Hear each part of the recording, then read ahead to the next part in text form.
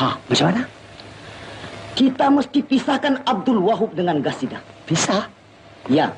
Malam ini, Tuan berpura-pura sakit. Dan Tuan mesti paksa Hamidah, Rafidah, Gasidah menjaga Tuan. Dan Tuan jangan izinkan mereka keluar dari dalam bilik.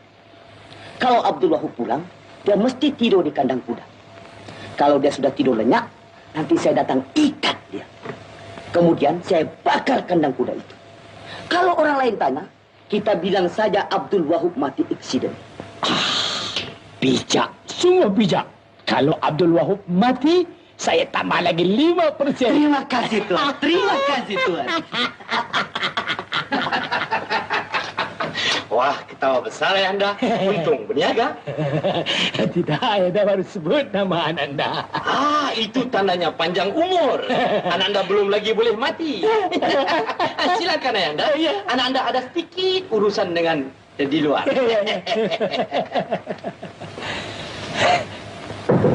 Apa yang dengar?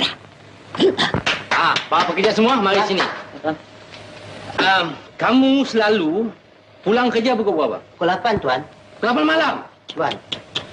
Aku dapat perintah daripada Tuan Sadik.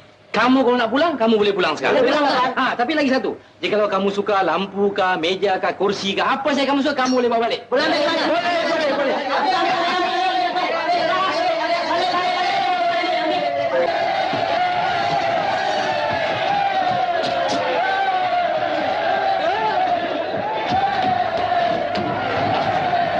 Apa yang rendah tu? Tonton, mari kita tengok. Alamak! Telokok! Allah! Habis! Telokok! Telokok! Hei! Apa kau nak curi? Tuan, banyak dulu. Abdul Wahab! Abdul Wahab! Abdul Wahab! Apa yang kau fikir ni? Anda beri zakat ya Anda. Kalau nak beri zakat, harta kau ni harta aku! Anda marah ya? Tidak! Nak ambil! Ambil! Dia licin! Ambil! Bankrupt aku! Aku bankrupt! Ya Allah! Allah! Tuan Peri sihat! Lihat tangan saya ketawa! Kenapa? Demam? Bukan! Menahan marah! Ini semua perbuatan Abdul Wahab! Abdul Wahab! Abdul Wahab! Ayah Anda panggil anak Anda?